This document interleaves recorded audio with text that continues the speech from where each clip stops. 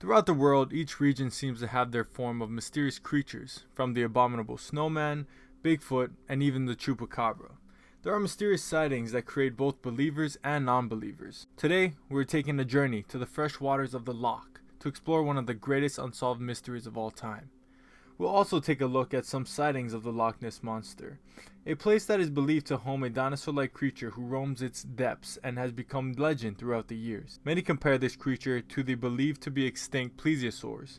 While the creatures do resemble each other, this has been disproven due to the plesiosaurs needing a warm tropical-like environment, due to them being cold-blooded. This has further been debunked due to the loch only being roughly 10,000 years old, which would date back to the last ice age, meaning that the lake would have been frozen. With the plesiosaurs being ruled out, that still leaves the question of what is being seen in the loch. What creatures have we been calling Nessie? To understand this creature, we should start off with where it all began. The first ever believed encounter with the Loch Ness Monster was by an Irish monk named Saint Columba and his companions in 565 AD. As Columba traveled near the river, he and his companions came across a group of local residents who were burying a man near the water. When asked what had happened to the man, the residents then went on to say that the man was swimming when all of a sudden, a beast appeared in the water and attacked the man.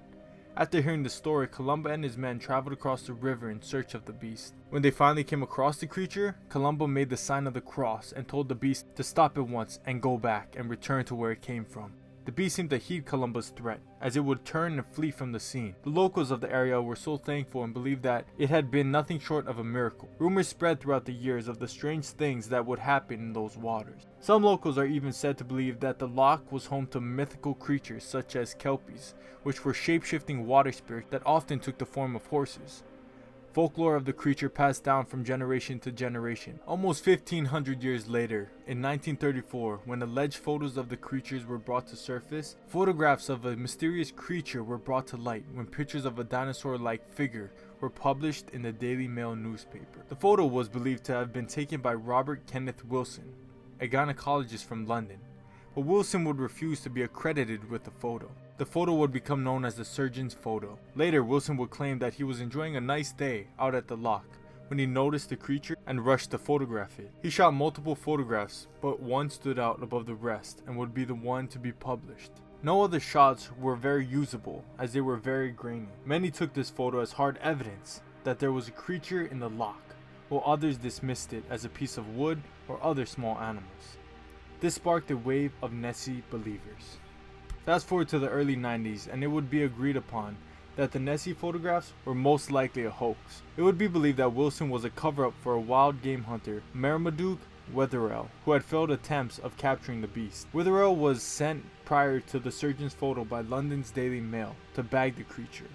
He would leave empty-handed, of course. In order to attempt to save his reputation, Wetherell would bring home hippo prints that he claimed to belong to Nessie. When the Mail discovered that they were faked, they further discredited Wetherell.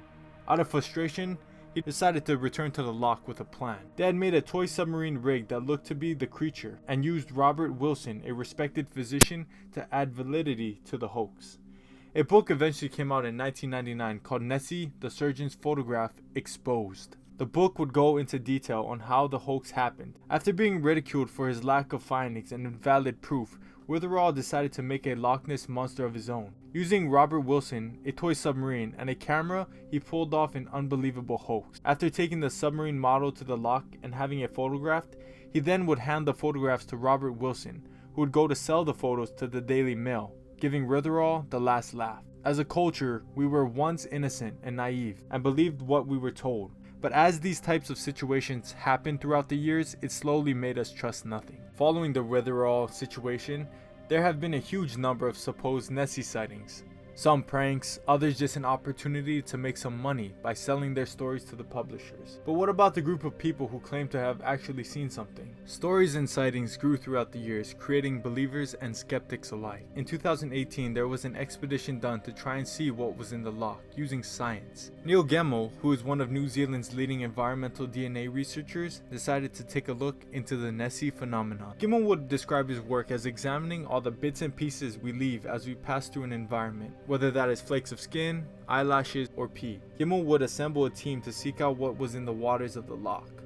His team consisted of experts in marine biology, evolution, archaeology, molecular ecology, and aquatic species. The team would sweep the Loch Ness and take 250 water samples from different places of the loch. The process took a total of 2 weeks. Effectively, we were using a molecular net to catch the cellular materials, then extracting the DNA from that sequencing to see what species were present in the cellular material found in the water, says Gimmel. After collecting the water samples, the team will take the coming year to test the samples using the latest gene sequencing technologies. 6 teams around the globe had been tasked with matching the DNA. After much of the matching had been finished, Gimmel was sure that they did a pretty good job, as he would go on to say, "We were able to identify life in the loch with some level of confidence." The results were astonishing, as it would reveal that there were roughly 3,000 species present in the loch. Species started at many microscopic levels and would progress to 11 fish species, 20 mammals, and 3 amphibians, with no trace of reptiles. While there was no discovery of a reptilian creature, there was in fact another interesting finding. Gimmel would reveal that they discovered that in almost every water sample there was an abundance of eels. While not likely, he did say that it was plausible that there could be a few unusually large eels in the loch. Now, before all the skeptics jump the gun and say that that is hard proof that Nessie doesn't exist, there isn't 100% certainty, as these testings were not perfect. First off, DNA breaks down in water in about a week, which means there was only a 7-day window before the strands of other DNA disappeared. This would also rule out any correlation between sturgeonfish and seals, as they are migrational animals and would not be included in the testing. Besides not being able to collect every bit of DNA in the loch, there were also some strands of DNA that were unidentifiable. About 20 to 25% of the samples couldn't be matched to any species due to factors such as the sequencing being too short, missing strands, or other factors. Gimmel does admit, while these testings reveal a lot about the life in the loch, it does not reveal everything. As humans, we have a fascination to explore and discover new things. With an abundance of species and a body of water so vast, what could be hiding in the loch? There's life in the waters of the loch, and not all are identified.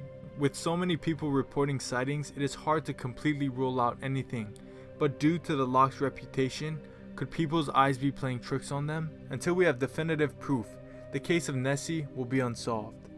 I'd love to hear your thoughts on the subject, and if you believe there is a dinosaur-like creature lurking in the waters of the loch, please let me know. If you liked the video, I'd appreciate a like. If you subscribe and comment you subscribed, I'll be sure to respond. This is Content Jungle, signing out.